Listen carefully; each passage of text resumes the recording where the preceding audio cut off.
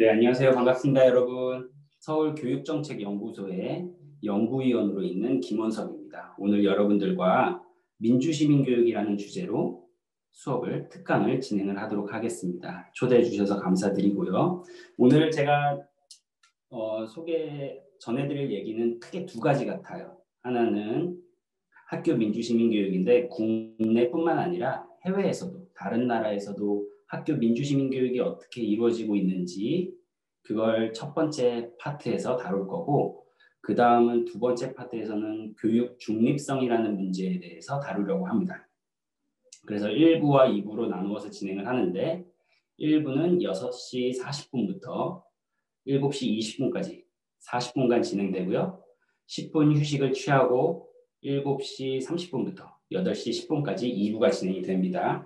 그 채팅창에 그 담당하시는 선생님께서 잘 올려주셨으니까 그걸 한번 보시고, 그리고 끝나고 나서 질문이 있으신 분들은 질문을 해주시면 그 제가 아는 범위 내에서 답을 드리도록 하겠습니다. 물론 제가 다 모를 수도 있기 때문에 그걸 염두에 두시길 바라겠습니다.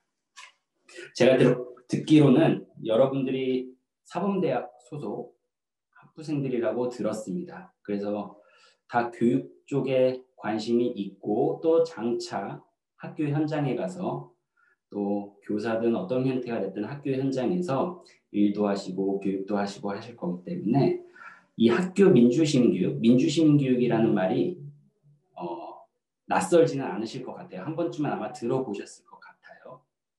그래서 오늘 참 뜻깊은 자리가 될 것 같다라는 생각 들고 있습니다.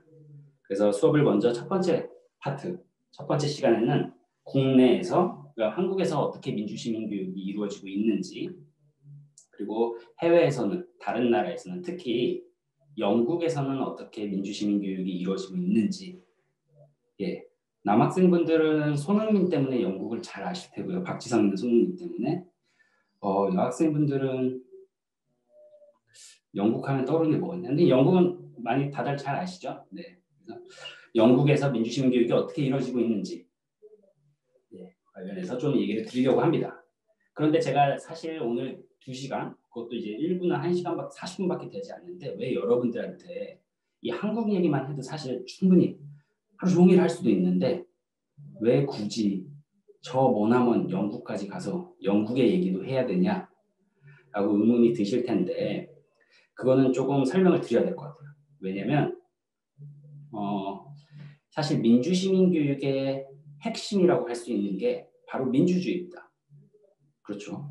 민주주의 사회에서 그 민주주의 사회가 유지되고 발전하기 위해서 필요한 기술을 익히거나 지식을 얻거나 아니면 가치나 태도를 함양하는 것이 바로 민주시민 교육이겠죠. 그런데 문제는 그 민주주의가 사람마다 다 이해가 다르고 처해 있는 상황이 다 다릅니다. 우리가 흔히 민주주의 하면 가장 먼저 떠오르는 게 선거가 떠오르긴 합니다, 사실. 근데 자유 말고도 또 다른 가치들도 있죠. 예를 들어서 평화, 평등의 문제, 책임의 문제, 이런 가치들도 민주주의 사회 할 때 우리가 떠올릴 수 있는 것들이고요. 그리고 투표, 선거 말고 그건 이제 일종의 제도로서의 민주주의가 있고, 우리 일상에서 민주주의라고 하면 사람들하고 대화 나누는 거, 동네에 소모임하는 거, 여러분들 학교에서 학생회 하는 거, 이런 것들도 다 민주주의라고 할 수 있죠. 그렇죠? 그래서 제가 다시 강조하고 싶은 건, 민주시민교육은 민주주의를 핵심으로 하는 건데 그 민주주의가 사람들마다 다 이해가 다르고요. 그리고 장소에 따라서도 다릅니다. 여러분들이 앞으로 가시게 될 학교에 처해 있는 민주주의 상황이 다 학교마다 다를 거예요. 그렇죠? 어떤 학교는 학생과 교사가 되게 사이가 안 좋아.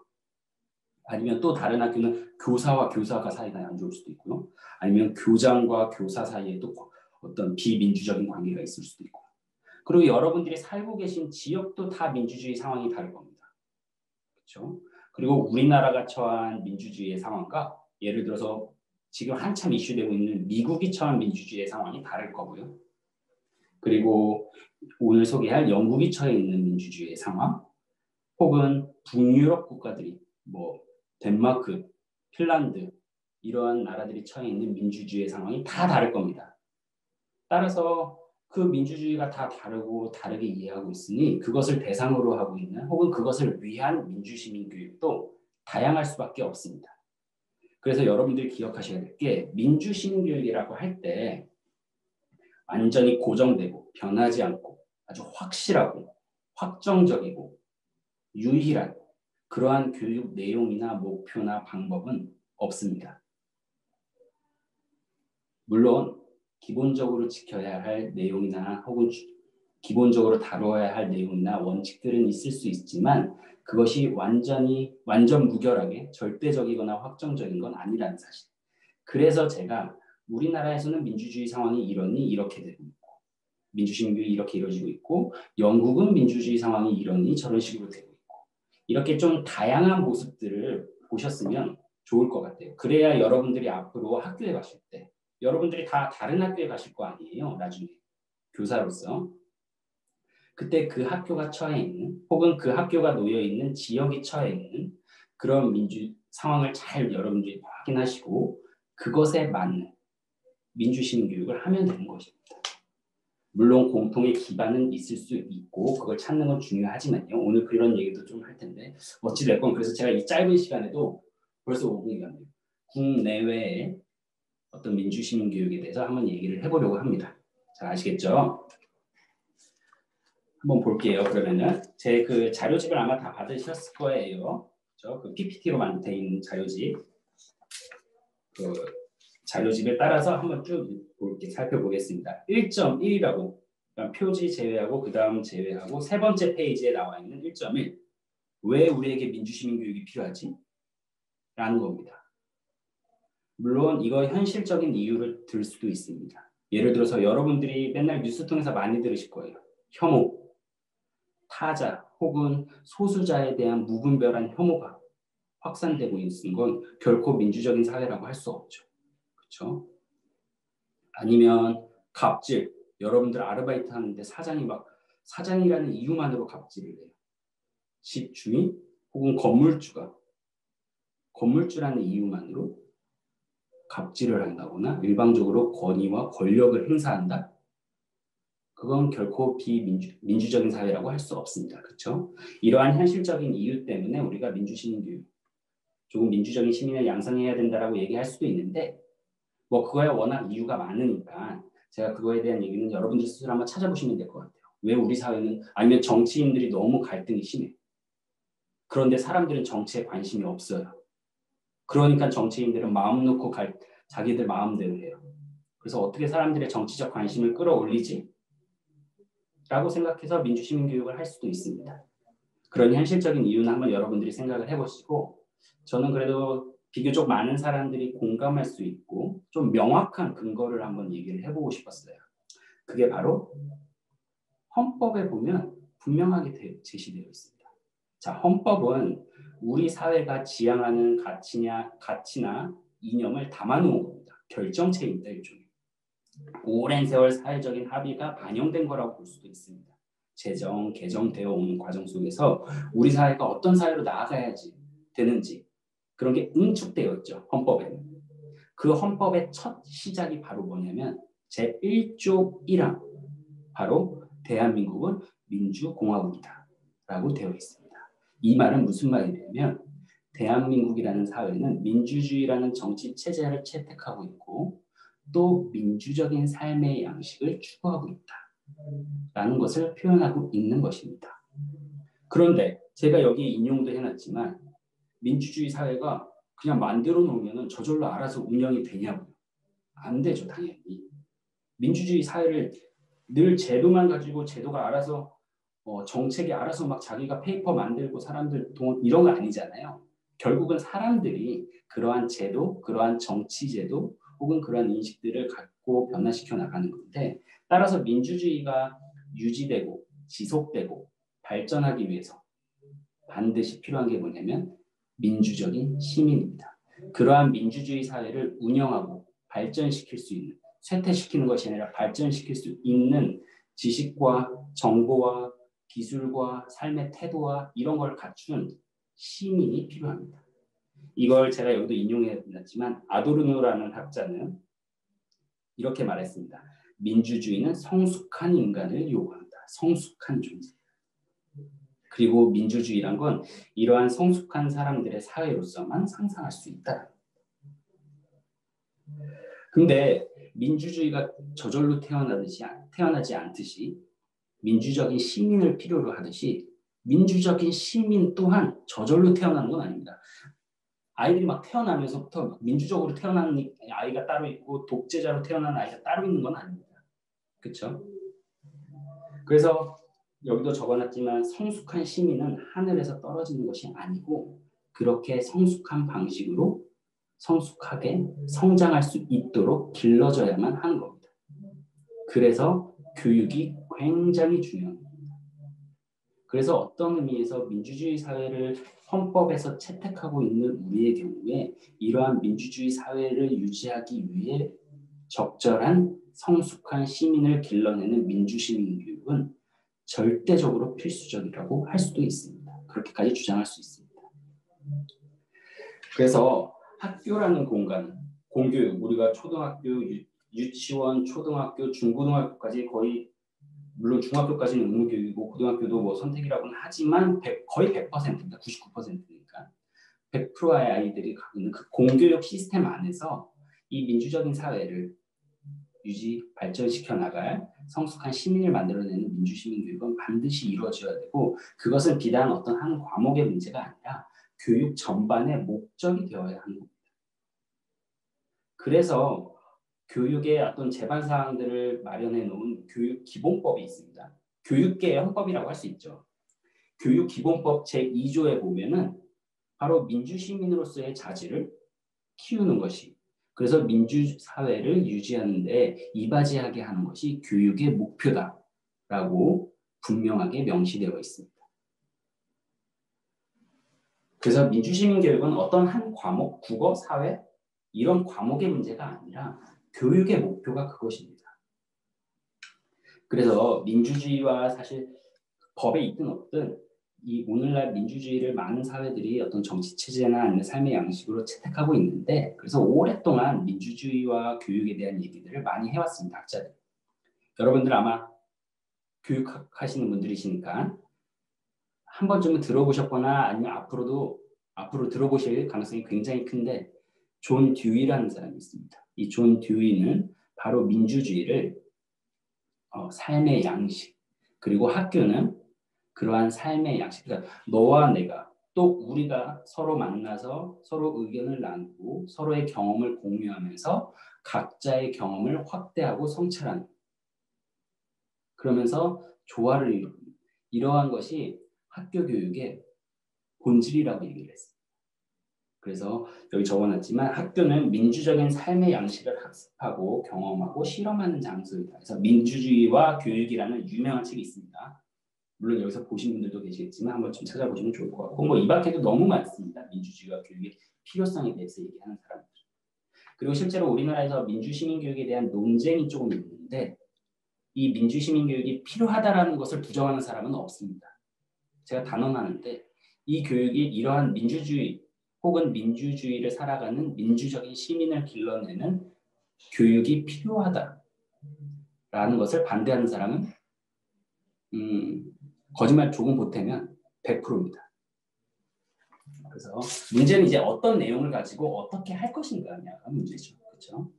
그렇다는 거고 그 다음 페이지로 넘어가면 좀 구체적으로 살펴볼게요. 왜냐면 여기 학교 민주시민교육은 그럼 무엇을 목표로 해야 돼요? 구체적으로. 왜냐면 민주주의 하면 너무 좀 막연하잖아요. 사람들마다 강조하는 지점도 다 다르고 그러면은 제각기 다 자기 방식대로 이것도 민주시민교육이고 저것도 민주시민교육이다 라고 하면서 자기 마음대로 민주시민교육을 하면 그건 오히려 더 많은 혼란과 이런 것들만 이야기할 수 있기 때문에 어떤 공통의 기반이 필요합니다. 최소한의 합의라고 할까요? 일종의. 그래서 지금 현재 교육부에서 이러한 프로젝트들을 민주시민교육의 목표나 가치나 이런 것들을 정리하는 작업을 하고 있는데 제가 거기에 참여를 하고 있어서 거기서 나온 내용들을 중심으로 한번 적어봤습니다. 사람마다 조금씩 다를 수는 있지만 크게 이견은 없을 것 같습니다. 먼저 민주시민교육의 목표는 뭐냐? 바로 주권자 교육입니다. 주권자. 삶의 주인을 만드는 겁니다. 내 삶의 주인은 나라고 인식하고 활동할 수 있고 실천할 수 있게 만드는 겁니다. 내 삶의 주인이 나다? 그 얘기는 다르게 말하면 나에게 영향을 끼치는 일들 많잖아요. 어떤 정치인이 나와서 나와 밀접한 연관을 나에게 영향을 끼치는 어떤 정책을 만들 수도 있잖아요. 거기에 내가 결정권을 행사할 수 있어야 됩니다. 예를 들어서 간단하게는 우리가 투표를 하잖아요. 그게 바로 결정권을 행사하는 거죠. 정치적인 결정을 내릴 사람을 다 할 수는 없으니까 우리가 대신 투표를 통해서 나의 결정권을 너에게 넘긴다는 겁니다. 이것도 주권자로서의 한 행동이라고 할 수 있죠.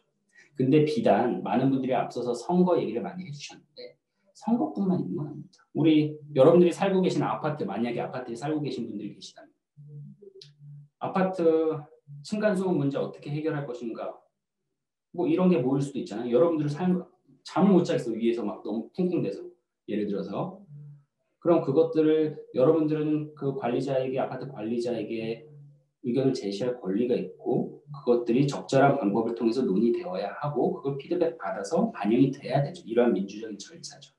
그러니까 우리가 함께 살아가는데 결정해야 할 수없이 많은 것들이 있잖아요. 여러분들에게 영향을 끼치는 것들도 너무 많고 그런 것들에 여러분들에게 적절하게 주어진 권한들을 여러분들이 인지하고 그것들을 행사할 수 있도록 하는 것.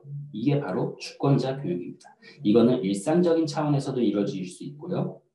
여러분들 가정에서, 학교에서, 지역에서 또 이루어질 수 있고 정치적이고 제도적인 차원에서도 이루어질 수 있습니다. 그래서 우리가 주권자 교육하면은 흔히 뭐 정치 참정권 정도만 이해하는데 그건 되게 주권자를 협소하게 이해하는 거고 주권자를 광이 넓혀서 이해하면은 그렇게 될 수 있습니다. 그리고 민주시민 교육은 그 넓은 법 모든 것들을 다 포함한다라고 이해하시면 될 것 같습니다.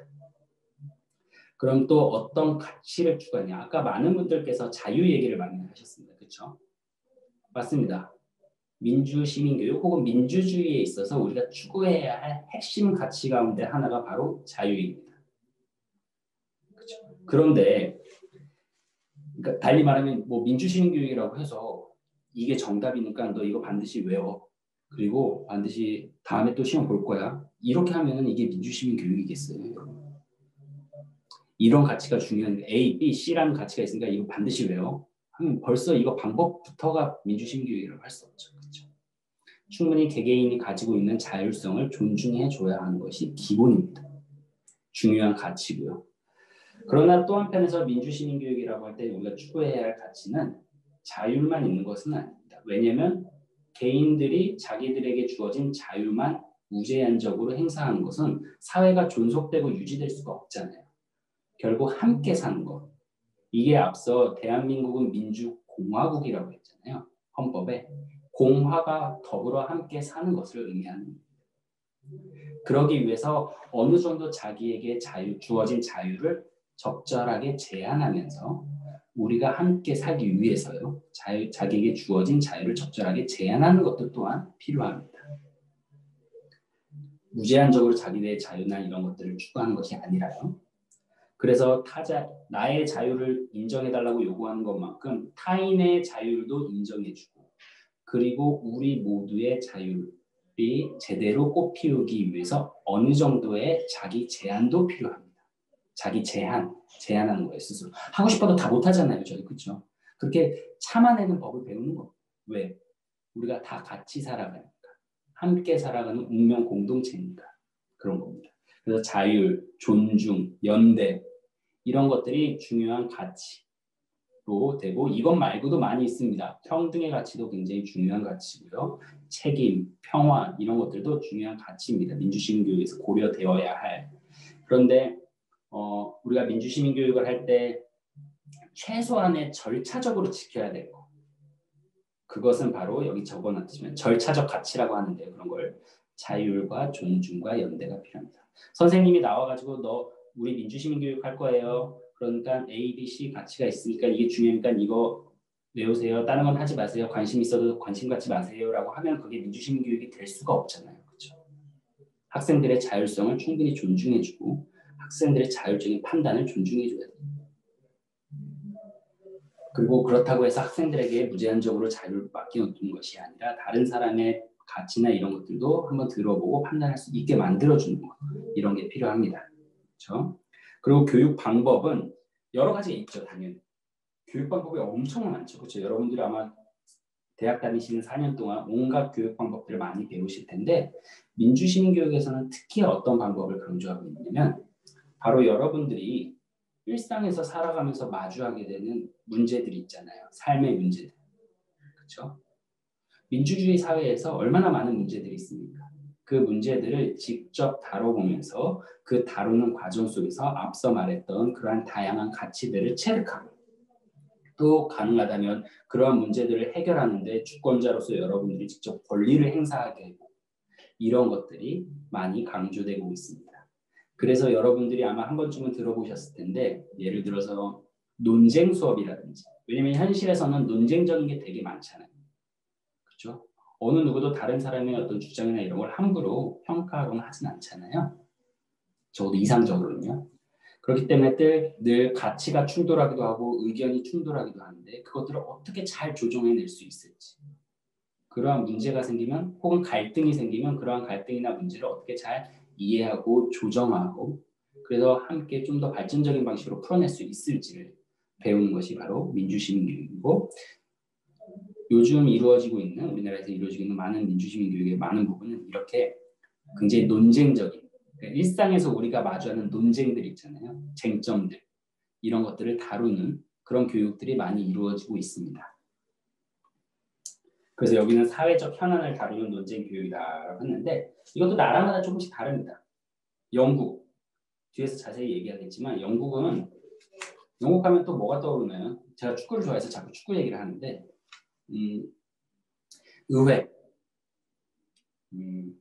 영국 런던에 가면 빅벤이라는 유명한 탑이 있거든요. 시계탑. 거기 국회의사당 건물이에요. 근데 어찌됐건 영국은 이제 대의민주주의, 의회 민주주의가 탄생한 나라잖아요. 그러니까 이 의회에 대한 교육이 많이 있습니다. 선거 교육을 포함해서. 그래서 영국에서는 만약에 대통령 선거가 일어난다. 그럼 학교에서도 똑같이 선거를 해요.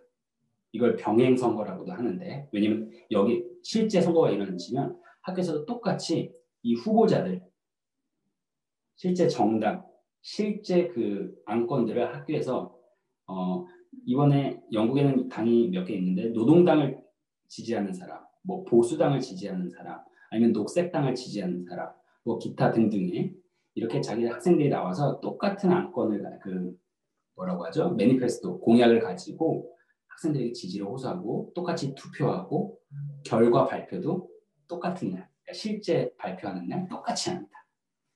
우리나라는 모의선거라고 해서 좀 가짜 정당, 이게 법적으로 좀 저촉이 돼서 가짜 정당을 만들거나 아니면 가짜 후보를 내세워서 모의선거가 있긴 있는데 영국은 실제랑 똑같이 진행을 합니다. 진짜? 독일 같은 경우에는 독일은 민주시민교육을 할 때 주로 어디에 초점을 많이 맞추냐면 역사교육에 초점을 많이 맞춰요. 왜? 바로 독일은 전체주의 혹은 나치를 경험한 나라잖아요. 나치가 뭡니까? 민주주의가 완전히 파탄난 바로 그 시기입니다. 그래서 그것들을 다시 돌아보는 거, 성찰하는 거, 잊지 마는 거, 잊지 않는 거. 그 뼈아픈 민주주의가 완전히 파탄난 경험을 잊지 않고 기억하는 교육이 민주시민교육이라는 이름 아래 많이 행해지고 있습니다. 물론 독일에서는 정치교육이라고 부릅니다. 민주시민교육이라는 말을 잘 안 쓰고요. 핀란드 같은 경우도 재밌습니다. 우리 핀란드 항상 교육하면 우리나라랑 대비돼서 잘 나오는 여러 곳에서 많이 나오는 그런 나라인데 핀란드가 민주시민교육과 관련해서 흥미로운 건 학생들의 정치 참여가 굉장히 많습니다. 우리나라도 청소년 의회 같은 게 있는데 여기도 청소년 의회를 운영하는데 우리나라는 주로 앞에 모의자가 붙어야 돼요. 진짜 같으면 안 돼 뭔가. 근데 핀란드에서 진행하는 청소년 의회는 진짜 레알입니다. 레알. 무슨 의미냐면 실제 국회의원 수와 똑같이 190 그 국회의장 포함해서 200명인데 똑같이 200명을 학생들을 국회의사당에 모읍니다. 우리로 치면 국회의사당에 모아서 실제 그 자리에서 안건을 만들고 안건을 심의하고 상임위가 이렇게 막 나눠져서 안건을 심의하고 그 사회를 실제 국회의장이 봐줘요. 지금 여러분들 국회의장이 누군지 아시는 분이 얼마나 계실지 모르겠지만 실제 국회의장이 그 청소년 의회의 사회를 보고요. 그게 전국의 생방송됩니다. 국영방송을 통해서요. 그리고 장관들이 다 불려 나와서요. 실제 장관들이 우리나라로 치면 교육부 장관, 여러분들 청소년 고등학교, 중고등학교 때 의회하면서 실제 장관들이 나와가지고 대진을 질문하고 막 이런 질문을 주고받는 경우가 없을 거 아니에요, 우리나라는. 그렇죠? 근데 실제 14명의 장관이 직접 나와서 학생들의 의견을 받고 대답을 해주고 합니다. 이런 게 전부 다 지역방송, 그 국영방송 통해서 생중계돼요. 그러니까 얘네는 가짜가 아니에요, 거의. 그러니까 어린 시절부터 이렇게 교육받은 아이들이 있으니까 지금 핀란드 총리의 나이가 우리나라로 치면 대통령이죠. 산나 마린이라는 사람인데 34살입니다. 34살이 대통령인 겁니다. 그리고 그 내각을 꾸렸는데 대부분이 다 30대고 여성분이시고요. 그렇습니다. 덴마크 같은 경우는 어떤 민주시민 교육을 많이 하냐면 아주 삶과 밀접한 거, 교육을 많이 합니다. 예를 들어서 죽음입니다. 우리 다 죽잖아요, 여러분들. 우리가 불가피하게 살아가면서 마주해야 할 게 죽음입니다. 그런데 여러분들 학교에서 죽음에 대해서 공부해 본 적이 혹시 있나요? 우리가 살아가면서 늘 누군가의 죽음을 목격하게 될 거고 나 자신도 죽음을 준비해야 될 텐데 우리는 죽음에 대해서 다루지 않습니다.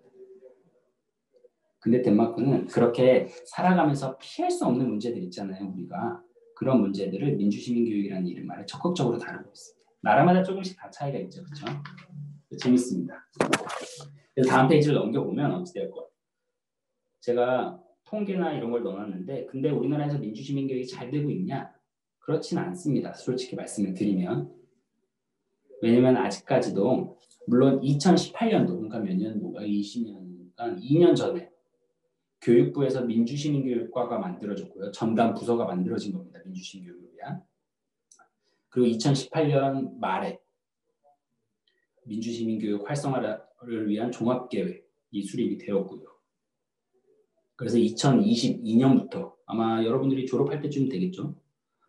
그때부터는 민주시민교육을 본격화하겠다라고 선언하고 지금 노력하고 있는데 여전히 민주시민교육할 때 장애물, 어려움들이 많습니다. 그 가운데 핵심이 뭐냐면 바로 오늘 2부에서 다루게 될 교육 중립성에 관한 겁니다.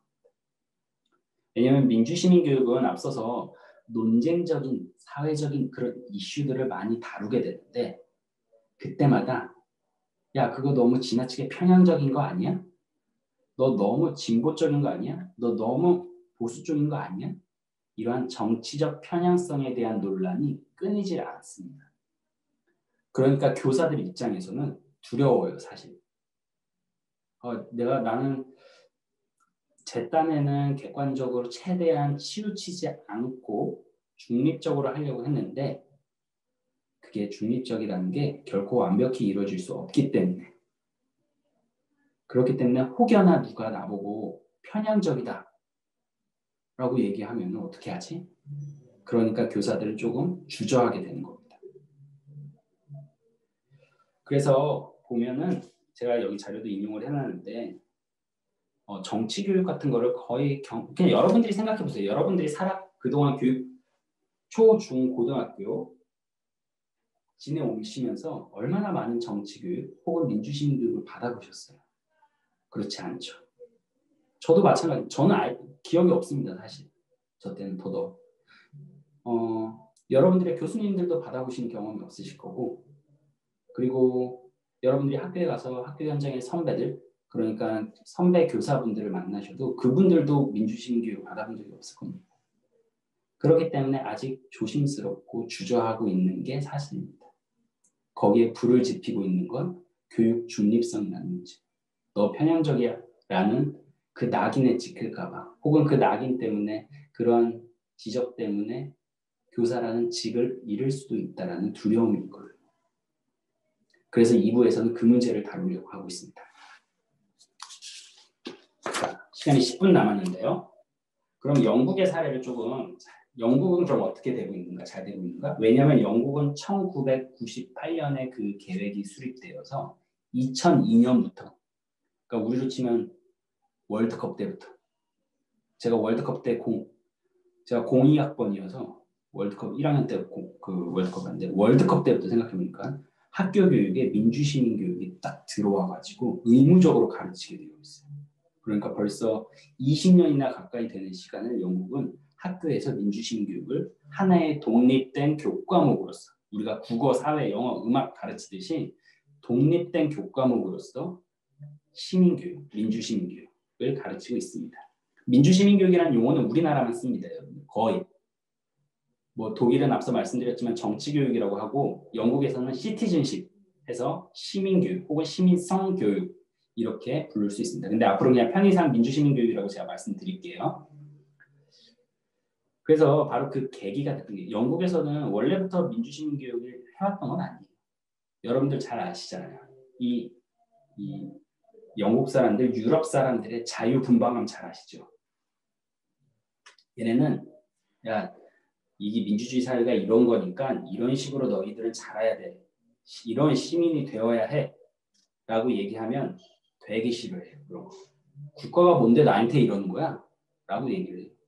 그래서 어떤 유명한 사람은 되게 사회학자이기도 하고 교육계에서 나온지 모르겠는데, 허버트 스펜서라는 사람이 있는데, 그 사람은 야, 국가가 교육에 관해서 우리에게 이래라 저래라 하는 건 딱 한순간인데, 어떤 순간이냐면 유니폼, 그러니까 학교 교복에 대해서 어떤 교복을 입어라 정도만 얘기할 수 있다. 옛날 사람이어서, 물론 옛날에는 그런 유니폼이 중요했으니까 그렇게 얘기합니다. 어찌됐건 자유주의가 뼛속 깊이 각인된 사회이고 사람들이기 때문에 국가가 나서서 너 이런 식으로 성장해라 라고 얘기하는 걸 되게 싫어합니다. 그러니까 민주시민교육 이런 게 잘 될 리가 없겠죠. 그런데 물론 그 앞에도 역사가 있지만 좀 차치하고 비교적 가장 직접적인 이유를 들자면 바로 1997년도에 선거가 있었거든요. 그 선거에서 오랫동안 보수당이 집권을 해오다가 노동당이 집권을 1997년 선거에서 했습니다. 그때 노동당이 뭘 얘기했냐면, 그 전의 사회는 마가렛 대처라는 사람을 한 번쯤은 들어보셨을 텐데, 마가렛 대처가 무슨 말을 했냐면 사회 따위는 없다. 사회 같은 건 없다. 오로지 개인과 가족만 있을 뿐이다. 라고 얘기했습니다. 그렇게 오랫동안 집권을 해오다가 1997년대 정권이 바뀌었어요. 그때 노동당 정부에서 했던 말이, 집권한 노동당 정부에서 했던 말이 뭐였냐면, 개인화된 사회, 파편화된 사회에 우리가 공동체 사회로 다시 복원하겠다. 그 복원의 핵심은 교육이다. 라고 얘기를 했습니다. 개인화되고 파편화된 사회를 공동체 사회로 복원하는데 핵심은 교육이다. 그래서 사람들이 이렇게 물어봤어요. 유명한 연설이 있어요. 1997년도에 했었던, 정확히 96년도에 했었을 거예요. 아마 그 선거운동 하면서. 너 차기에 네가 그러니까 정권을 잡으면 최우선 과제 3가지가 뭐냐? 그렇게 당시에 후보였던 토니 블레어한테 물어봅니다. 그러니까 토니 블레어가 이렇게 얘기를 해요. 나는 집권하면 딱 3가지 할 건데 그게 뭐냐면 교육, 그리고 또 교육이다. 라고 해서 교육에 힘을 엄청 실어줘요. 그리고 바로 당선되자마자 만들었던 게 바로 시민교육위원회였습니다. 그리고 그 시민교육위원회의 위원장이 버나드 크릭이라는 사람이었고, 정치학자였어요. 버나드 크릭이라는 사람이었고, 그 위원회에서 나온 보고서가 원래 이름은 긴데 그냥 그 위원장의 이름을 따서 크릭 보고서라고 합니다. 그러니까 영국 시민교육하면은 크릭 보고서 이전과 이후로 완전히 나뉩니다. 그리고 그 크릭 보고서를 바탕으로 2002년도부터 학교에서 민주시민교육을 실시하기 시작합니다. 그럼 크릭 보고서에는 뭐가 담겨 있냐? 여러분들 그냥 인터넷에 찾아보면 나와요. 번역된 게 나와요. 한 번쯤 찾아 보세요. 나중에 뭐 보고서 쓰거나 이러실 때. 근데 그때 뭐가 크릭 보고서에 중요하게 제시되어 있냐? 3가지.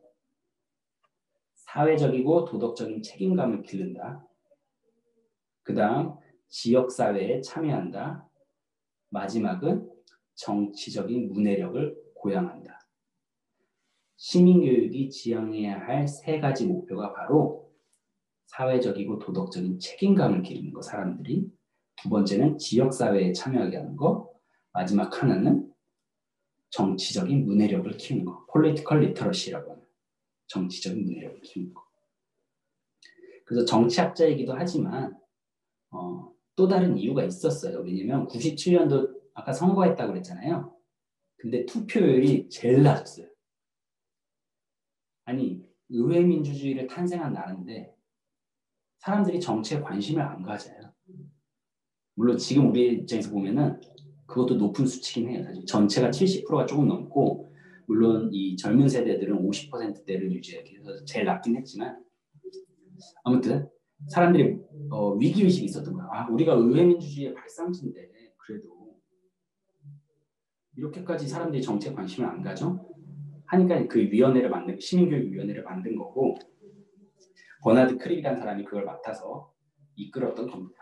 그리고 1998년 1년 동안 활동을 하고 1998년도에 그 위원회가 보고서를 내고 그 보고서를 바탕으로 해서 교육이 이루어진 겁니다. 시민교육. 그래서 다음 페이지에 넘겨보시면 나옵니다. 그게 뭐냐면 이제 단계별로 영국에서 가르치는 과목, 왼쪽 이거 뭐죠? 이거 왼쪽 줄은 영국에서 가르치고 있는 과목, 오른쪽은 이제 그 스테이지입니다. 단계입니다. 그래서 12과목을 가르치는데 중간쯤 보시면 시티즌십 있죠? 시티즌십. 바로 이 시티즌십이 파운데이션 서브젝트, 그러니까 기초 과목으로 지정돼서 핵심 과목, 코어 서브젝트는 영어, 수학, 과학이 핵심 과목이고, 시티즌십, 시민교육은 기초 과목으로 지정돼서, 자, 초등학교 단계는 필수 과목은 아닙니다. 이게 체크가 되어 있으면 필수 과목이거든요. 근데 초등학교는 필수는 아니고 선택입니다. 근데 대부분의 학교에서 다 가르칩니다. 왜냐면 기초 과목으로 지정되어 있기 때문에 의무만 아닐 뿐이라는 거지 대부분의 학교에서 다 가르칩니다. 그리고 키 스테이지 3, 4에 해당하는, 영국은 중학교랑 고등학교가 합쳐져 있어요. 우리나라처럼 분리되어 있는 게 아니라요. 5년 동안 합쳐져 있어요. 우리는 3년 따로 되어 있잖아요. 영국은 5년 중고등학교가 합쳐져 있습니다. 그 5년 마지막 중등 과정에서는 의무로 딱 체크되어 있죠. 의무로 가르치게 되어 있습니다. 그래서 영국의 시민교육의 핵심은 뭐냐? 물론 크립 보고서에 나와 있는 내용을 가지고 얘기할 수도 있지만 여기 그 다음 페이지에 제시된 세 가지가 바로 핵심입니다. 그 중에 마지막 거. 자, 제가 설명을 드릴게요. 원 이렇게 세 개 이렇게 돼 있는 거 있잖아요. 이렇게. 자, 왼쪽 첫 번째 보면 informed citizen이라고 되어 있습니다. 정보를 갖춘 사람이에요. 정보를 알고 있는 사람, 지식을. 자, 민주주의에 대한 정보와 지식을 갖춘 사람, 첫 번째 단계. 두 번째는 바로 그 옆에입니다. participating citizen, 참여하는 시민입니다. 정보를 갖추고 지식을 갖추고 참여하는 겁니다. 선거에 다 참여를 하고 투표하고 지역사회에 마련된 뭔가의 이런 제도나 이런 것들을 참여하는 겁니다. 그렇죠? 근데 거기서 참여만 한다고 해서 만약에 선거제도가 잘못되어 있어요. 그럼 아무리 참여해도 잘못된 사람이 뽑힐 거 아니에요. 그럼 선거제도를 변화시키기 위해서 적극적으로 무언가 실천을 해야 되잖아요. 바로 그것이 적극적 시민입니다. 마지막에 나와 있는 액티브 시티즌입니다. 이 표현은 기억해 두시면 좋습니다. 왜냐하면 비단 영국뿐만 아니라 오늘날 시민교육을 얘기하는 많은 사람들은 이 액티브 시티즌이 시민교육이 지향해야 할 시민성이다. 혹은 시민의 상이다. 라고 하는데 많은 사람들이 동의를 합니다. 물론 이거 말고 다른 정의들도 있긴 있는데 많은 사람들이 액티브 시티즌이라는 말을 쓰고 있습니다. 그래서 세 가지 유형의 시민들. 물론 정보를 갖추는 것도 기본적으로 필요하고 참여하는 것도 필요하지만 그것만으로는 부족합니다. 왜냐면 이 참여의 어떤 틀 자체가 잘못되어 있으면 아무리 참여해도 부정적인 결과, 비민주적인 결과만 양산될 테니까요. 그래서 뭔가 직접적인 변화를 위해서 실천하는 적극적인 시민이 되어야 한다라고 액티브 시티즌이 강조되고 있습니다. 이건 영국 교과서에서 지금 제가 따온 거예요. 실제 영국 교과서에서는. 근데 시민교육이 시간이 지나면서 그대로 간 건 아닙니다. 왜냐면 시간이 지나면서 민주주의가 처해 있는 상황이 다 다르잖아요. 그렇죠? 그래서 변화하는 시기, 그리고 또 변화하는 민주주의에 맞춰서 민주시민교육도 변화합니다.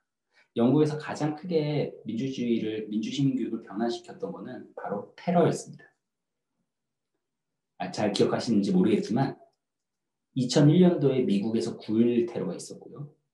영국에서는 2005년도에 7.7 테러라고 7월 7일 날 런던에서 테러가 있었습니다. 막 지하철이나 이런 데서. 그러니까 처음에 민주시민 교육은 정치 교육에 좀 포커스를 맞추다가 점점 뭐에 포커스를 맞추기 시작하냐면 다양성, 포용성 이런 거에 초점을 맞춥니다. 그런데 더 중요한 건 이 테러의 기미가 쉽게 해소되지 않고 더 심해지고 지속되고 있어요. 그러니까 계속 이 다양성이나 포용성에 대한 강조가 어느 식으로 바뀌냐면 영국적 가치를 지키자라는 식으로 바뀝니다. 영국스러움이 뭔지를 사람들이 잘 이해하도록 하고 지키도록 하자. 강조점이 조금 바뀌어요. 처음에는 정치적인 참여 이런 게 강조되다가 그다음 테러 이후에 다양성이나 포용성 이런 거 얘기를 하다가 막 난민 문제 터지고 테러 계속되고 있고요. 영국에서 브렉시트 사건 브렉시트 아시죠? 또 스코틀랜드는 독립하겠다고 하고 막 이러니까 그러다 보니까 점차 브리티시니스 영국스러움 그것에 대한 교육으로 민주시민 교육의 내용이 바뀝니다.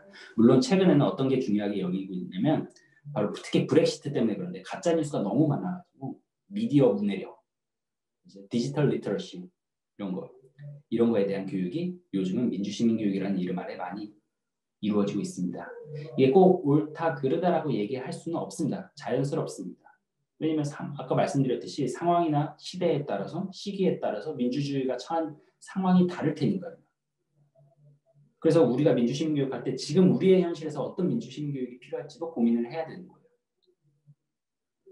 그런데 이것이 영국은 지금 현재로서는 다소간에 제가 판단하기에는 부정적인 좀 좋지 못한 방식으로 흘러가고 있는 것 같아요. 그러니까 지나치게 영국스러움에 대한 강조만을 하고 있습니다. 자, 다음 페이지로 넘겨볼게요. 제가 교과서 2개를 실어놨습니다, 여러분. 네, 이것만 하면 이제 끝이니까 교과서 2개 표지를 실어놨어요. 그렇죠? 왼쪽의 사진을 보면 왼쪽의 사진은 2016년도에 나온 교과서예요. 시민교육 교과서, 시티즌십 스터디 이렇게 써있죠? 오른쪽은 2009년도에 같은 출판사에서 나온 겁니다. 2009년도에. 그러니까 왼쪽이 최근 거고 오른쪽이 옛날 거예요. 자, 차이가 뭔가요, 여러분? 제가 앞에서 설명한 것과 잘 영국의 민주시민 교육이 어떻게 변화했는지를 잘 보여주는 표지입니다. 자, 이 왼쪽에 2016년도의 교과서 표지의 배경을 보세요. 국기가 그려져 있죠. 영국의 국기가. 아까 제가 영국의 민주시민 교육이 처음에는 정치 교육에서 그 다음 포용성이나 다양성에 대한 교육에서 그 다음 국가적인 정체성, 영국이라는 정체성에 대한 교육으로 변화해 오고 있다라고 전했는데 반면에 옛날 2009년도에 나온 표지를 보세요. 정치 시위에 어떤 집회에 참석하고 있는 여성의 사진입니다. 그렇죠? 이게 아주 단적으로 영국의 민주시민 교육이 어떻게 변화했는지 보여준 겁니다. 표지가 정치적 참여를 강조하는 표지였다가 최근에 나온 교과서는 영국의 국기가 물론 교과서 내용을 보면 더 명확하게 드러납니다. 1장부터 오른쪽에 있는 교과서의 1장은 정치적 참여에 대한 거고 이 왼쪽에 나와 있는 책의 1장, 그 교과서의 1장은 영국의 가치에 관한 것입니다. 그래서 그 다음 페이지는 영국 그 시험 문제예요. 영국의 시민교육 시험 볼 거 아니에요. 특히 중등 GCSE라고 해서 이제 중등 과정. 아까 중고등학교가 통합되어 있다고 그랬잖아요. 그 5년 끝나면 보는 시험이 있는데 그 시험에 나오는 그 시험에 시민교육이 시험 과목 가운데 하나예요. 선택해서 볼 수 있어요. 그 중에 배점이 제일 높은 문제입니다. 뭐 영어들을 잘 하실 테니까 보시는데 어떤 게 초점이냐면 얘네는 단순히 답을 적는 문제가 아니라 물론 객관식 시험도 없는데 답을 적는 게 문제가 아니라 이게 핵심이 뭐냐면 네가 어떤 문제에 관심을 갖게 되었는지 그리고 그 문제를 해결하기 위해 너는 어떤 노력을 했고 어떤 정보를 찾아봤고 그게 성공했는지 실패했는지 실패했다면 어디서 도움을 얻을 수 있는지 도움을 얻었는지 이런 걸 쭉 쓰는 겁니다. 이게 배점이 제일 높은 문제예요.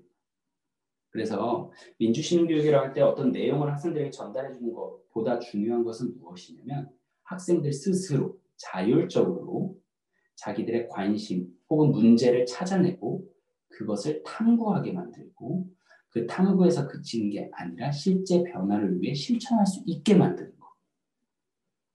그게 영국의 민주시민교육은 적어도 그것에 초점을 맞춰서 진행을 하고 있습니다.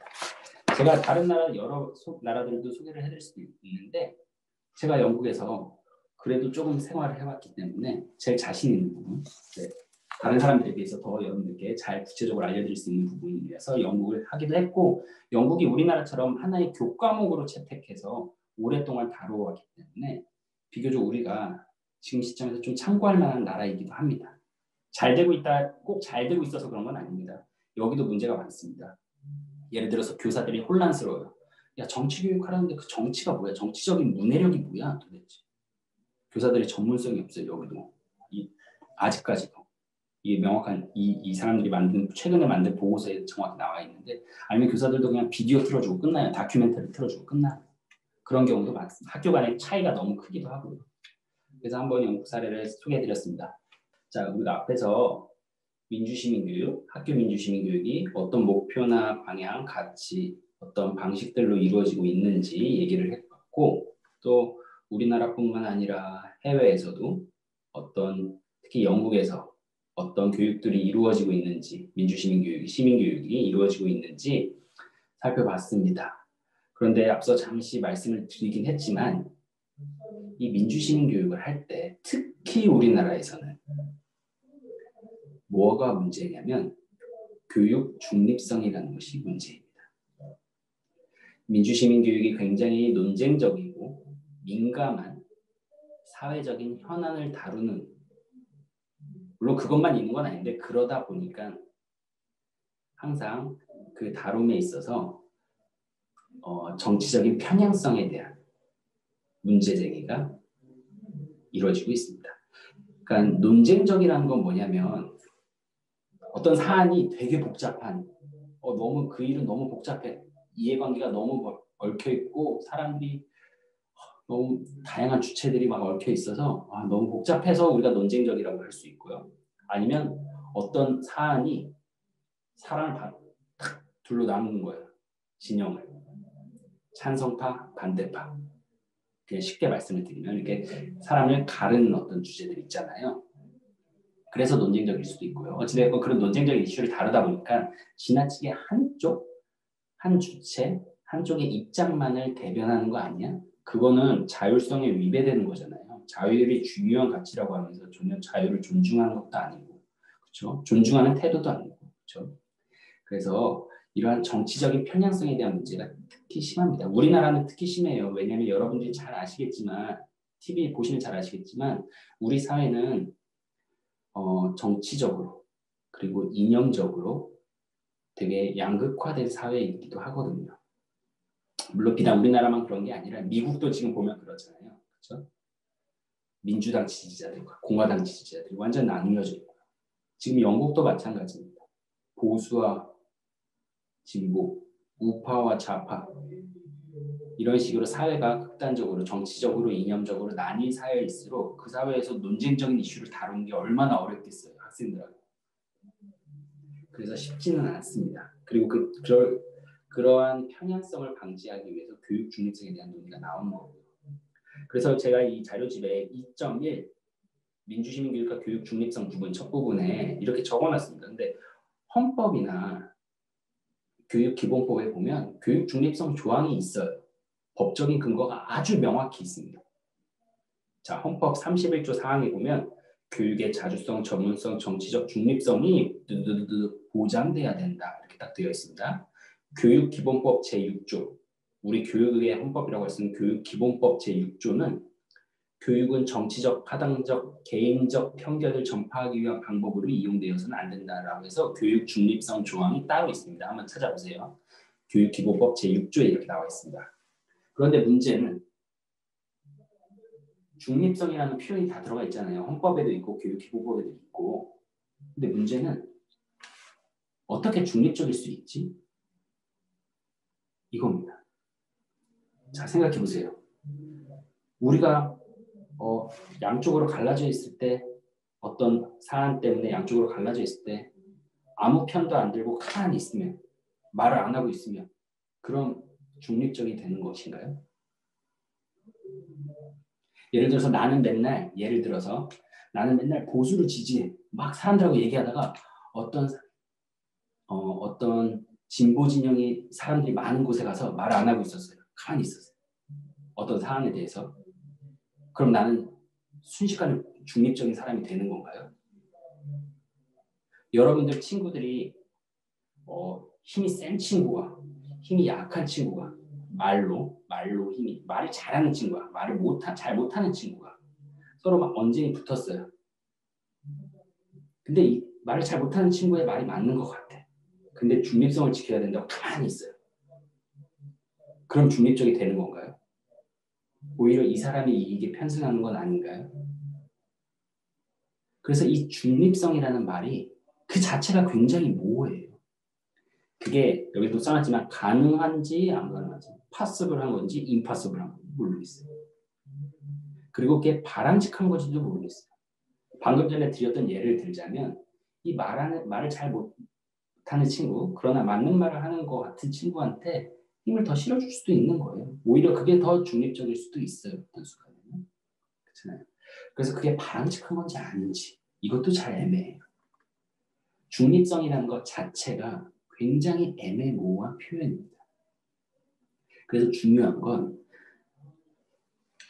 그 예를 들어서 또 다른 것도 있습니다. 여기 적어놨지만 그 중립성이 교사들이 중립적이어야 되는 건지 아니면 그럼 국가는 자기 마음대로 해도 되는 겁니까? 국가가 다 자신들의 정치적인 성향이 있을 거고 정치적인 성향을 가진 사람들이 만드는 게 국가인 거고 그 국가가 뭔가 정책을 하면 그러한 정치적인 성향이 배어있을 수밖에 없잖아요. 그때 중립적이라는 건 뭐는 거지? 국가는 계속 중립적인 존재인가? 아닌가? 혹은 교사도 마찬가지. 교사도 중립적인가? 아니면 학생들은 자기의 입장이나 이런 것들을 그냥 아무리 편향적이어도 마음껏 말할 수 있나? 이것도 모릅니다. 그래서 중립성은 그 자체가 굉장히 모호한 표현이다. 라는 걸 반드시 인식하고 있어야 돼요. 누구도 완벽하게 중립성을 달성할 수 없고요. 모두가 동의할 수 있는 방식으로요. 늘 불완전하며 근데 헌법에는 딱 그 중립적이어야만 한다. 법에는 이렇게 되어 있으니까 사람들이 자기 마음대로 그것들을 자기 편한 방식으로 자기에게 유리하도록 사용하는 겁니다. 그러니까 진보 진영은 보수 진영한테 중립적이지 않다라고 얘기하고요. 보수 진영은 진보 진영한테 뭐만 하면 중립적이지 않다라고 얘기를 하는 겁니다. 다들 중립성을 얘기해야 돼요. 하고 있어요. 자기만의 방식으로. 그래서 그 다음 페이지에 보면 여러 사람들이 중립성에 관해서 해놓은 얘기를 써놓은 거예요. 자, 이토 히로부미 잘 아시죠? 이토 히로부미가 일본 교원한테 한 얘기입니다. 교사된 사람은 정치와 종교에 대해서 평론하지 말아야 된다. 교사의 정치적 중립성을 얘기하는 것입니다. 교사는 정치 이런 거 얘기하면 안 돼. 교사의 정치적 중립성을 얘기한 거예요. 이게 바람직한 건지 아닌지는 또 다른 논의가 있어야 되겠지만 그 다음에 보면 전국 교직원 노동조합이 1989년도에 결성하면서 만든 선언문입니다. 거기 보면 교육의 자주성과 정치적 중립성을 유린한 독재 정권. 이건 국가가 중립적이지 않았다라는 걸 얘기하는 겁니다. 국가의 중립성을 얘기하는 겁니다. 그리고 마지막에는 이제 최근의 상황인데요. 이제 아마 그 선거 논란 때문에 그 선거 연령이 18세로 낮아졌잖아요. 그래서 모의 선거를 하냐 마냐 막 이런 얘기 있었거든요. 결국 못하게 됐지만 아무튼 그때 나왔던 얘기입니다. 그러니까 학생들의 선거운동이나 정당 활동까지 더해지면 학교와 교실이 정치화될 수 있다라고 얘기를 하고 있습니다. 정치적 중립성이고 이건 교육 활동이 특정한 교육 활동이 정치적 중립성에 어긋난다라고 얘기를 하고 있습니다. 이렇게 다양하게 쓰이고 있습니다. 따라서 민주시민교육 아주 민감하고 예민한 선거 같은 그러한 이슈를 다루는 민주시민 교육이 이러한 교육 중립성 문제를 어떻게 받아들이고 어떻게 적용할 것인지 고민하지 않고서는 늘 논쟁에 시달려요. 교육 중립성 치고 민주시민 교육 연관 검색하면 엄청 나옵니다. 따라서 민주시민 교육이 조금 안정적이고 그 다음 포용적으로 이루어지기 위해서는 이 교육 중립성 문제를 반드시 짚고 넘어가야 됩니다. 그렇지 않으면 야 네가 하는 거는 정치 편향적인 교육이지 이거 너무 편향적인 거 아니야? 또 다른 사람 또 다른 사람인데 서로가 서로 정치적으로 편향적이다 이렇게 얘기하면서 한 치 앞도 교육이 이루어질 수가 없어요. 그러면 그럴수록 교사들 입장에서는 하기 싫어지죠. 이런 교육. 두렵죠. 괜히 논란 일으킬까 봐. 그래서 민주시민교육을 앞서서 필요하다는 건 다 동의하는데 바로 어려운 지점이 바로 이것입니다. 교육 원칙, 교육 방법 때문에. 그래서 제가 생각해 본 건 몇 가지 원칙이 있습니다. 어떻게 우리가 교육 중립성, 그러니까 민주시민 교육이 다 필요하다고 생각한다면 이 교육 중립성 문제를 좀 우리가 어떻게 같이 이해하고 받아들이고 또 민주시민 교육을 위한 방편으로 쓸 수 있을까를 고민을 좀 해봤어요. 그 첫 번째 방법이 바로 우리는 그동안 교육 중립성을 법에 딱 앞에 헌법이랑 교육기본법 이런 게 딱 규정되어 있잖아요. 법 규정처럼 딱 이해하고 있었어요. 딱 이해한다는 게 뭐냐면 지키고 안 지키고가 너무 명백한 것으로 잘못 알고 있었어요. 법이 흔히 그런 거거든요. 법 규정은 뭐냐면 그것의 충족 여부가 확실해요.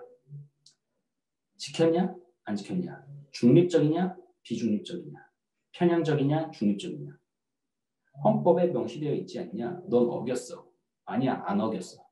이렇게 이해를 하고 있어요. 근데 중립성은 어느 누구도 그렇게 칼로 무자르듯이 확실하게 얘기할 수 없습니다. 나 완전히 중립적이야. 내 수업 100% 중립적이다.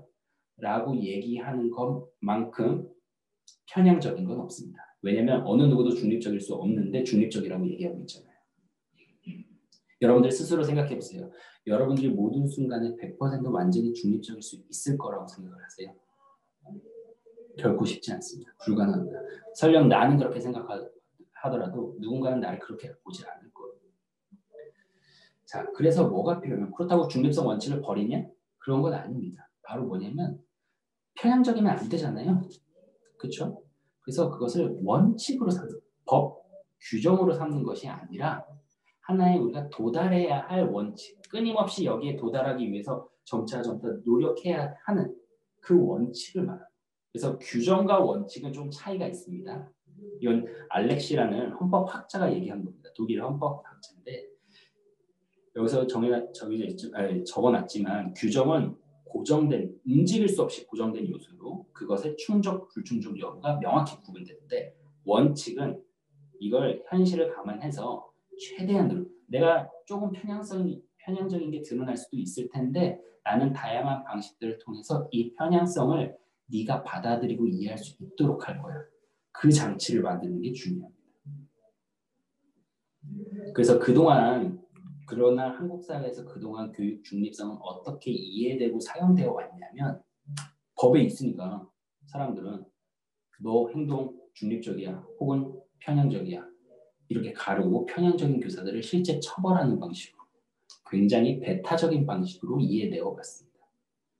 그러니까 민주시민 교육은 위축되는 거고 사람들이 안 하려고 하죠. 논쟁적인 수업을.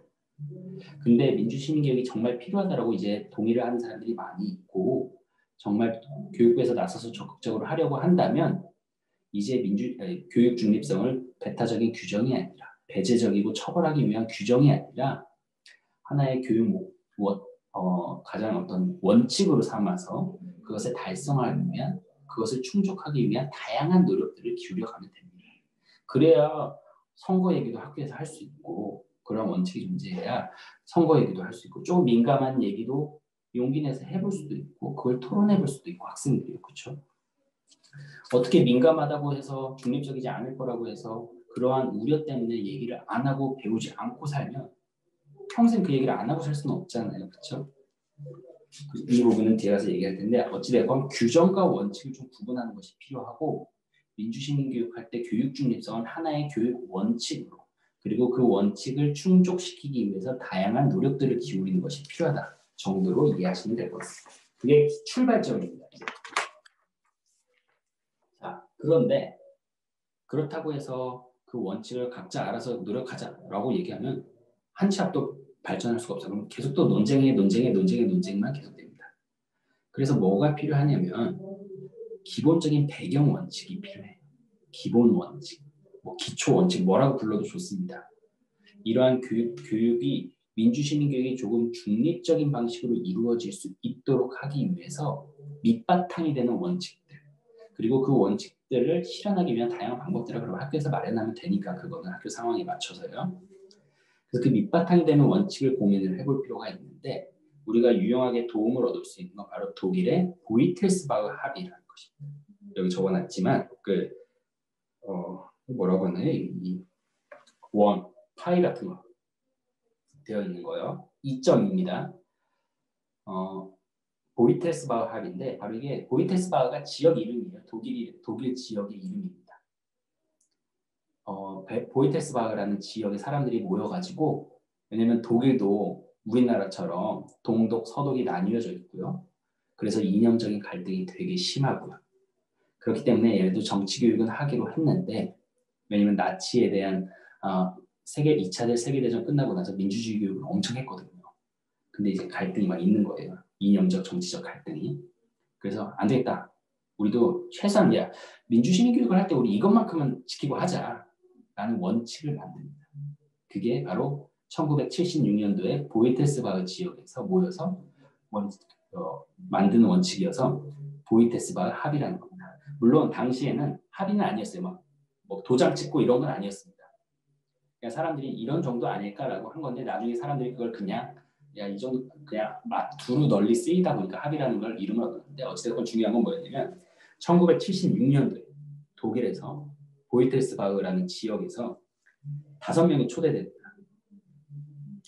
극우 학자, 극우 입장을 지지하는 학자, 중도 우파를 지지하는 학자, 중도를 자처하는 학자, 중도 좌파, 극좌 이렇게 정치적인 스펙트럼이 다 다른 사람을 한 명씩 대표할 수 있는 사람을 불러 모아요.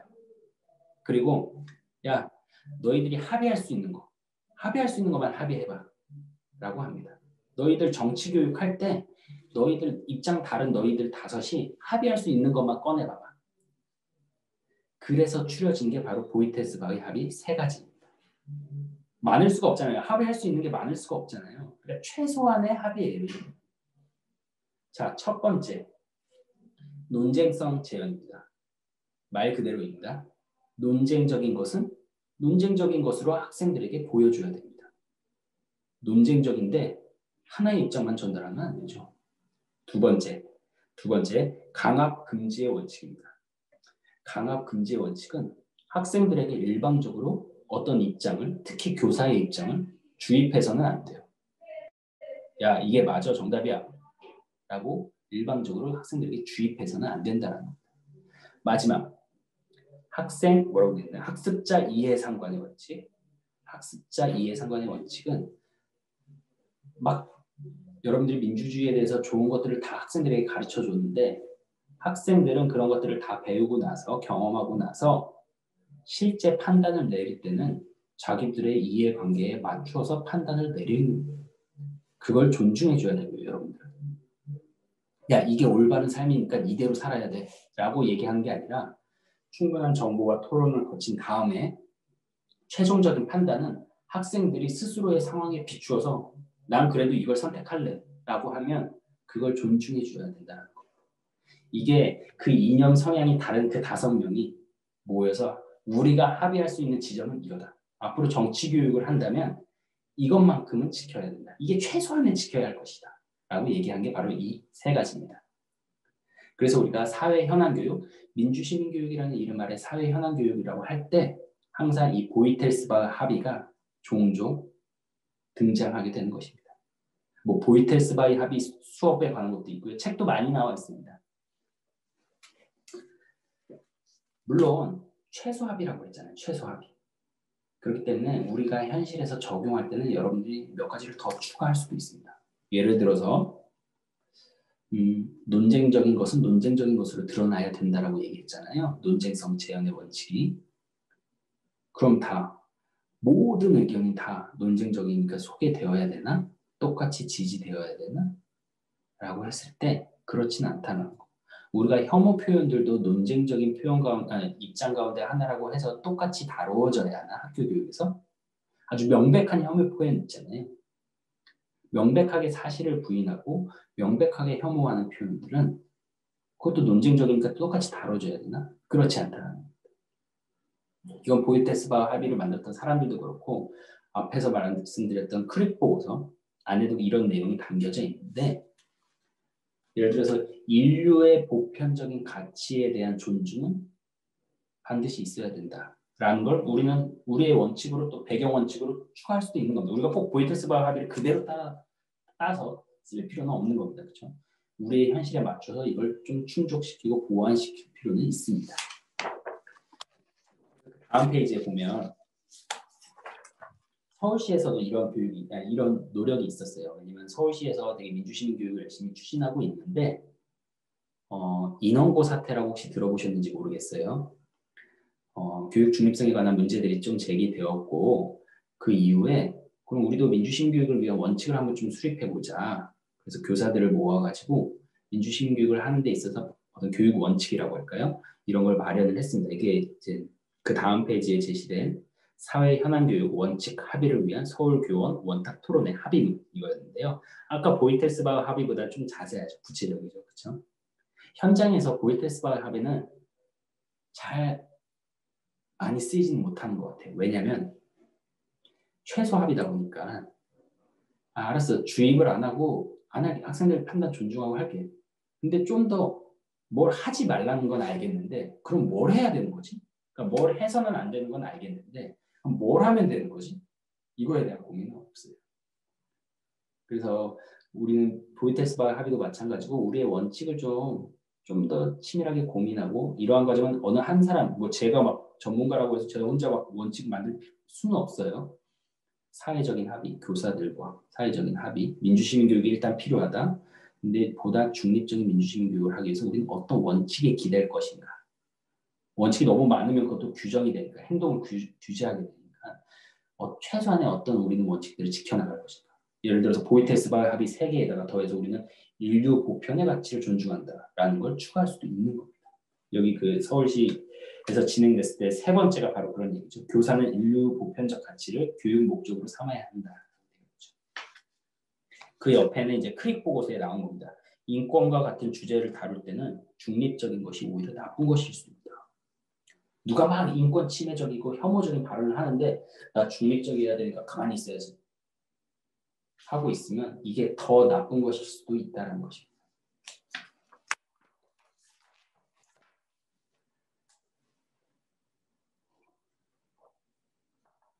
제가 말을 엄청 쉽게 하려고 노력하고 있는데요.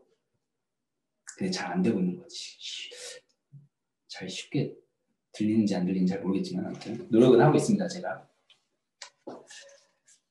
자, 그다음 마지막으로 좀 우리가 생각해 볼 게 뭐냐면 우리가 흔히 교육 중립성이다. 중립적이어야 된다라고 얘기하면 뭘 생각하냐면 교사들을 생각합니다. 바로 여러분들. 그러니까 교사가 피할 수 없는 권위를 지니고 있는 존재거든요. 그렇잖아요. 여러분들 학생 때 생각해 보세요. 선생님들하고 권력 관계가 똑같다고 생각하세요? 아니잖아요. 교사는 피할 수 없는 권위를 지닌 존재입니다.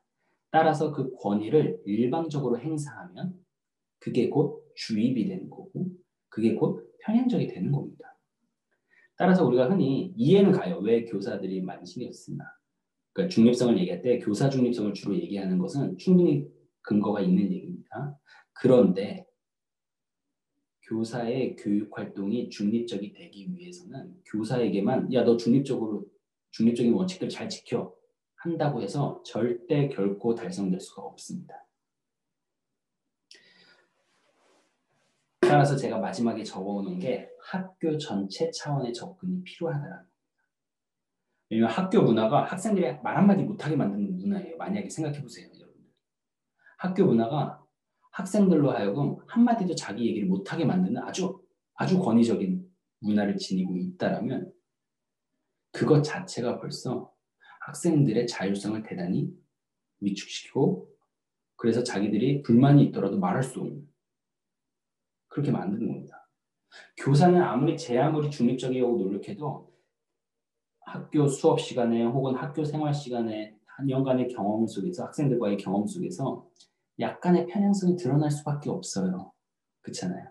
그럼 문제는 그 편향성을 학생들이 느끼면 학생들이 그런 것들에 대해서 어딘가에 대고 말을 하고 바뀔 수 있도록 조치를 취하면 되는 건데 학생들이 말을 못하게 하는. 그럼 문제가 다른 데서 엄마한테 말하고 언론에다가 말하고 이렇게 되는 거예요. 그래서 학교 문화 이런 것도 있고요. 예를 들어서 교사가 왜 편향적이 되겠어요? 작정하고 편향적이 될 수도 있지만 그럴 경우는 없고요. 워낙 복잡한 사안, 논쟁적인 사안을 다루는데 교사가 만약에 준비가 불충분해봐요. 교사라고 모든 논쟁적인 이슈들을 사회의 모든 논쟁적인 이슈들을 다 아는 건 아니잖아요. 잘 아는 건 아니잖아요. 그래서 자료를 찾고 그래야 되는데 시간이 없어서 자료를 많이 못 찾았어. 그래서 학생들에게 이런 입장이 있다라고 알려줬는데 이런 입장 말고 다른 입장이 만약에 있어요. 그럼 왜 이 입장은 소개 안 해주세요? 왜 저 입장은 소개 안 해주세요? 이거 좀 편향적이네. 알고 보니까 교사가 소개해준 자료는 전부 다 진보 진영 혹은 보수 진영에서 나온 거네. 편향적이네요. 라고 얘기할 수 있잖아요. 그 얘기는 뭐냐면 교사가 충분한 시간을 갖고 그 수업을 준비할 수 있도록 해줘야 돼요. 그걸 교사 개인, 만약 근데 교사는 학비일이 너무 많아. 그럼 어떻게 해? 못하죠. 그럼 준비가 안 된 상태에서 수업을 들어가겠죠. 그러다 보면 방금 말했던 그런 편향성에 대한 문제가 제기될 수 있는 거예요. 그래서 교사가 충분히 논쟁적인 수업을 다룰 때는 학교 차원에서 충분한 준비할 수 있도록 자료도 주고 시간도 주고 그래야 되는 겁니다.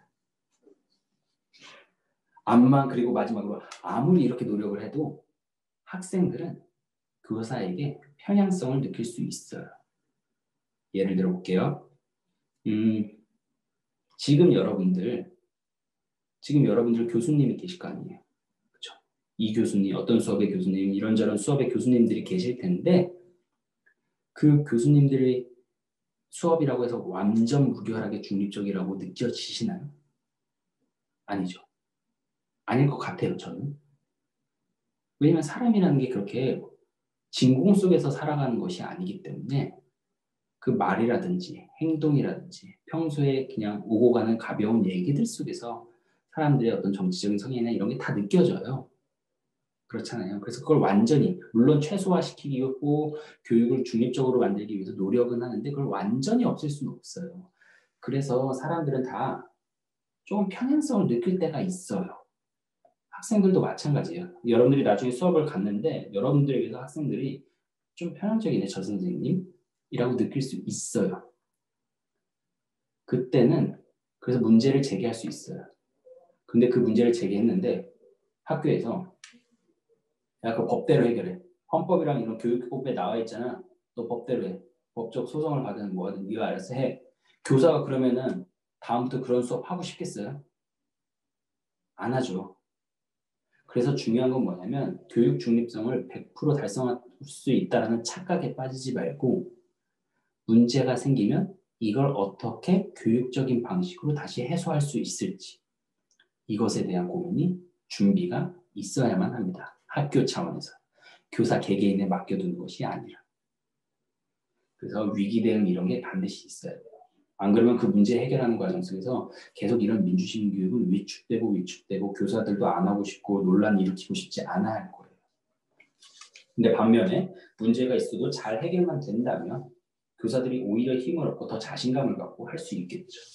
그래서 교사 개인에게 맡겨둘 것만이 아니라 학교 차원에서 학교 전체 차원에서 이런 노력들이 필요하다는 겁니다. 그럼에도 불구하고 교사들이 가장 이 중립성과 관련해서 직접적이고 아주 긴밀하게 연관된 교육 주체입니다. 그건 부인할 수 없는 사실입니다. 아까 제가 뭐라고 그랬어요? 영어로 하면 inescapable authority입니다. 피할 수 없는 권위를 지니고 있는 사람이 바로 교사이기 때문입니다. 그래서 교사는 스스로 각고의 노력을 해야 합니다. 어떤 노력을 해야 하냐? 예를 들어서 수업 준비 과정에서 그리고 실행, 평가에 이르는 데까지 교사는 자기가 절대적으로 100% 그걸 수업을 중립적인 방식으로 짤 수 있다는 착각을 버리는 게 좋아요. 대신에 약간 편향적일 수 있어. 난 노력은 하되, 당연히 기본적으로 노력은 하되 약간은 편향적일 수 있어. 그러니까 근데 그 편향성을 학생들이 받아들이고 이해할 수 있도록 만들면 되는 거예요. 예를 들어서 학생들이랑 논쟁적인 수업을 하려고 하면 주제를 정하는 것에서부터 학생들과 긴밀하게 소통을 하면 되는 겁니다. 학생들을 수업에 기획하는 단계에서부터 적극적으로 어떤 주제로 수업을 하면 좋을까? 왜냐하면 주제를 선택하는 것도 편향성이 배어있을 수도 있어요. 누군가가 맨날 불평등에 대한 얘기만 계속한다고 해보세요. 대강 그 사람이 어떤 편향성을 갖고 있는지, 정치적 성향을 갖고 있는지 느껴지잖아요. 그렇죠? 그래서 논쟁적 수없이 많은 논쟁적 주제 중에 우리 어떤 걸 한번 같이 배워볼까? 그리고 이 수업은 어떤 방식으로 진행해야 할 것이며 어떤 자료들 이런 자료들이 지금 수합되어 있는데 너희들이 생각하는 또 다른 참고할 만한 자료들이 어떤 것이 있다고 생각하니? 그럼 학생들은 이런 과정을 해두면 학생들은 교사가 조금 편향적인 걸 교사에게서 느낀다고 할지라도 이런 과정이 있으니까 그 편향성을 받아들일 수 있게 됩니다. 교육적인 맥락 속에서. 그래서 이론적으로 말하자면 교육 중립성을 얘기하는 많은 이론가들은 그래서 무슨 중립성을 얘기하냐면 절차적 중립성을 많이 얘기합니다. 영어로 procedural neutrality인데 절차적 중립성을 얘기하는 겁니다. 절차를 마련하는 거예요. 서로의 편향성이 두루 잘 반영될 수 있고 교육적인 맥락 속에서 조금 논의될 수 있게 다양한 절차를 예를 들어서 학생이 수업 기획이나 이런 거에 참여할 수 있는 통로를 마련하면 다 참여해서 자기가 이런 주제를 얘기하자고 했는데 그런 주제를 다뤘다고 해서 뭐라고 하진 않을 거예요. 근데 얘기를 안 하고 어떤 주제를 다뤄버리면 그 선생님의 과거의 히스토리나 그 선생님이 평상시에 했던 얘기나 이런 것들과 연계시켜서 저 선생님 또 저 얘기야. 편향적이네. 라고 얘기를 하는 거예요. 학생들. 그리고 수업도 일방적으로 지시하고 당연히 그러면 안 되죠. 아까 주입하면 안 된다고 그랬잖아요. 지시하거나 아니면 학생들이 알아서 발견해라 라고 냅두거나 이런 것이 아니라 학생들이 조금은 요즘은 문해력, 리터러시라는 표현을 많이 하잖아요. 그러니까 양질의 정보를 가지고 그 정보들을 스스로 탐구하면서 문제의 다양한 측면들을 볼 수 있도록 마련해주고 그런 것들을 지원하는 방식으로 수업이 이루어져야 합니다. 우리 그걸 탐구 수업이라고 하는데 이 사회과에서는 그렇게 얘기하잖아요. 네, 그런 탐구 수업이 이루어져야 되고 또 여기 말이 어렵죠. 작은 교화의 다원주의. 이게 뭐냐면 학생들이 편향성을 조금씩 그냥 감당할 수 있게 편향성을 조금씩 경험하게 만들면 돼요. 그러니까 A라는 선생님한테는 이 편향성을 느끼고 B라는 선생님한테는 또 다른 편향성을 느끼고 C라는 선생님한테는 또 다른 편향성을 느끼게. 아주 작은 편향성들을 조금 느끼면서 저 선생님들은 저렇게 다르게 생각하고 있구나 라는 걸 느낄 수 있게 하면 됩니다. 예를 들어서 코티칭 있잖아요. 코티칭도 여러 사람들이 같이 방법이 여러 가지 있습니다. 예를 들어서 나이가 많은 교사와 나이가 적은 교사를 같이 붙여놓는 거. 그럼 나이가 많은 어떤 젊은 세대의 관점과 올드 세대의 관점이 같이 녹아들어 있을 수 있겠죠. 물론 그게 딱 이렇게 되는 건 아니지만 어쨌든 그냥 편의상 얘기를 드리면 아니면 경력이 많은 교사와 경력이 적은 교사가 함께 같이 수업을 하는 겁니다. 아니면 과목이 다른 선생님, 국어과 선생님과 우리 프로젝트 수업이라고 하잖아요. 어떤 한 주제에 대해서 국어과 선생님과 영어과 선생님과 과학과 선생님이 같이 모여가지고 각각의 관점에서 어떻게 하나의 사안이 다양하게 보일 수 있는지를 보여주면 됩니다. 그럼 그 속에서 아이들은 과학과 선생님들이 일반적으로 가지고 있는 편향성을 느끼면서 영어과 선생님들이 가지고 있는 편향성 혹은 나이 드신 선생님, 경험이 많으신 선생님들이 갖고 있는 일반적인 편향성도 느끼고 그 반대의 경우도 느끼고 그러면서 이 편향성들을 조금 건강하고 교육적인 방식으로 견뎌낼 수 있는 겁니다. 근데 교사가 혼자 수업 계획하고 실행하고 평가하고 혼자 다 이렇게 처음부터 끝까지 하면 본인 스스로 100% 중립적이라고 생각할지 모르겠지만 학생들은 결코 그렇게 안 받아들일 것입니다.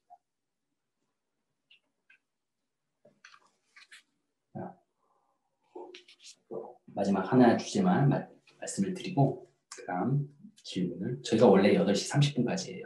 여러분들 깜짝 놀라셨죠 지금? 곧 끝날 줄 알았는데 8시 30분까지 한다니까. 근데 원래는 그렇게 되어 있습니다. 물론 좀 일찍 끝내도록 노력하겠습니다. 그런데 이제 실질적으로 아마 이런 게 도움이 될 것 같아요. 나중에 여러분들이 교사 생활을 하시면 뭐냐면 토마스 켈리라는 사람이 우선 아이폰을 잠금 해제하셔야 합니다. 이게 실입니다. 토마스 켈리님과 네, 토마스 켈리님 중 수업할 때 저거 맨날 나오죠. 아무튼 익숙하시죠 이런 경우도 그렇죠. 토마스 켈리라는 사람이 교사가 논쟁적인 수업을 할 때 취할 수 있는 4가지의 역할을 구분을 합니다. 여러분들 한번 이제 잘 생각해 보세요. 나는 수업을 하면 어떤 입장을 취할 것인지 잘 생각해 보세요. 첫째, 완전히 중립적일 수는 없어. 어떤 이슈에 대해서. 그러니까 나는 아예 안 가르칠래. 라는 겁니다. 그게 바로 첫 번째 배타적 중립형입니다. 이게 좀 한글로 바꾸면 어려워요. 말이. 그러니까 영어로 차라리 보는 게 나아요. 여러분 영어 다들 잘하시잖아요. 여러분들. 그러니까 배타적 중립형은 뭐냐면 그냥 중립적일 수 없어. 아무리 어떻게 해도. 그러니까 나 안 가르칠 거야. 아예. 이겁니다. 그런데 이건 바람직하다고 볼 수 없어요. 왜냐면 우리가 살아가면서 마주하게 되는 삶의 다양한 갈등이나 긴장들을 학생들이 경험하게 하는 게 교육의 본질이라고 얘기했잖아요. 교육 기본 목표에 제시된 거예요. 그리고 두 번째는 뭐냐면 배타적 편파성입니다. 이건 뭐냐면 하나의 정답만 가르치는 겁니다. 이 정답은 뭐냐면 예를 들어서 교사는 공무원이잖아요. 국가 공무원이니까 국가가 제시한 입장, 예를 들어서 국가교육 과정에 제시된 입장만 정답으로 딱 제시하고 다른 입장은 허용하지 않는 것입니다. 학교장이 말한 것만을 정답으로 얘기하고 다른 것들은 아예 가르치지 않는 것입니다. 이것도 바람직하지 않죠. 학생들은 아까 논쟁성 재현처럼 다양한 입장들이 존재한다는 걸 알고 그것들을 스스로 탐구할 수 있는 기회를 가져야만 합니다. 물론 어떤 사안들도 그렇게 명료하게 답이 있는 것도 아니고요. 그래서 이것도 바람직하지 않습니다. 자, 배타적 중립형, 배타적 편파형 둘 다 바람직하지 않습니다. 충분히 동의하실 거예요. 그렇죠? 자, 세 번째, 네 번째 입장이 지지될 수 있는데 세 번째가 바로 뭐냐면 중립적 공정형, 네 번째가 입장 표명적 공정형입니다. 세 번째와 네 번째는 뭐가 공통적으로 들어가나요? 바로 공정형입니다. 이 공정형은 뭘 말하는 거냐면 학생들이 다양한 견해들이 존재할 텐데 그 견해들을 혹은 정보들을 접할 수 있어야 되고요. 이게 바로 공정한 듣기입니다. fair hearing이라는 거여서 학생들이 수없이 많은 다양한 의견들을 충분히 접할 수 있어야 되고 그리고 그 자신들이 접한 의견을 가지고 정보를 가지고 비판적으로 대화에 참여할 수 있어야 합니다. 크리티컬 다이얼로그에 참여할 수 있어야 되는 거예요. 이 두 가지가 충족이 되면 우리는 공정형이라고 얘기할 수 있습니다. 영어로는 impartiality고요. 근데 앞에 수식어가 다르죠. 하나는 중립적 공정형, 다른 하나는 입장 표명적 공정형입니다. 그 중립적 공정형은 왜 중립적이냐면 교사가 이러한 과정 속에서 자신의 입장을 드러내지 않아요. 반면에 입장 표명적 공정형은 교사가 자신의 입장을 드러내는 것입니다. 각각이 장단점이 있습니다. 잘 생각해 보세요. 자, 중립적 공정형은 말은 그래요. 학생들에게 스스로 자기들이 합리적으로 뭔가 탐구 활동도 해보고 하도록 하는 거다. 그러나 한번 생각해 보세요.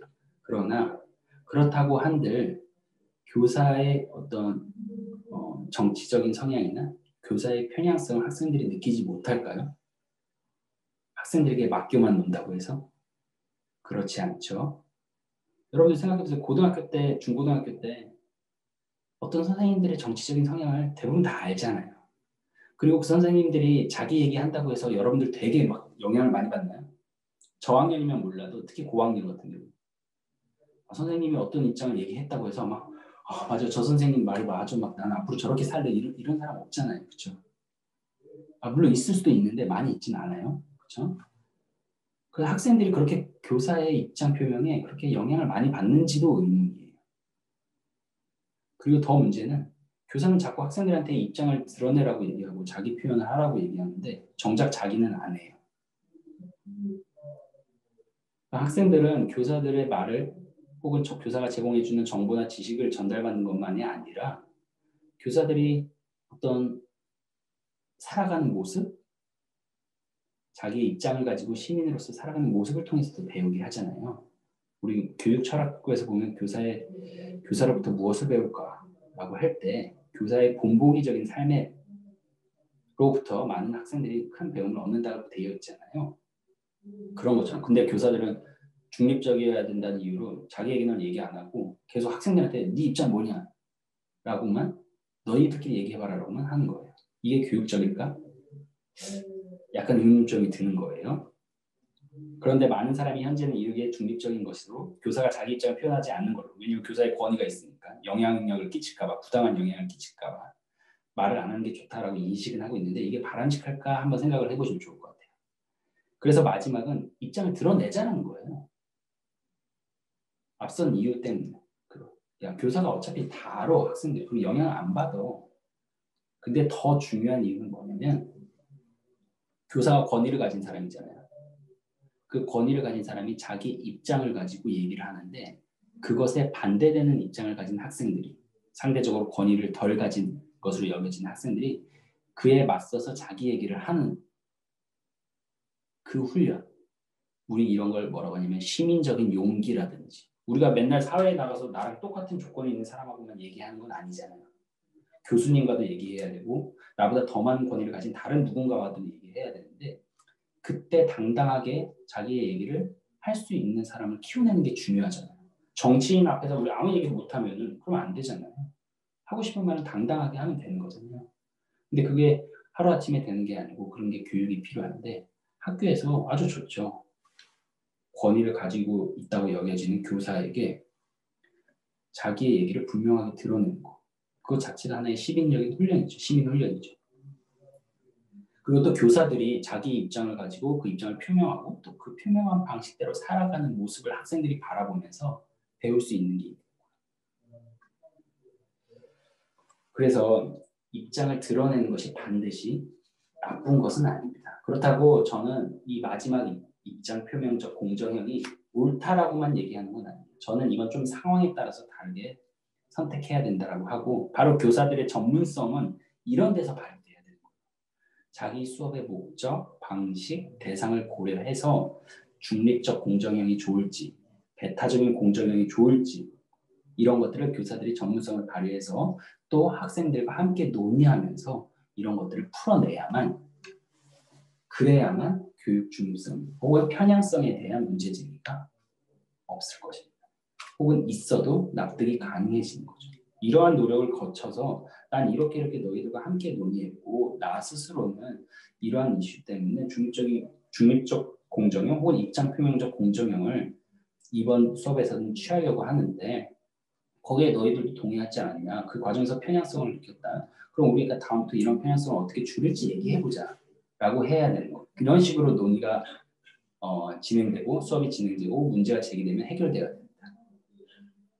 교사 혼자 생각하고 교사 혼자 중립적이게 노력하고 학생은 나중에 집에 가서 엄마 아빠한테 문제 제기하고 교장 선생님은 이 문제를 법적으로 해결하라고 하고 이러면 민주시민교육이 잘 될 일이 결코 없죠.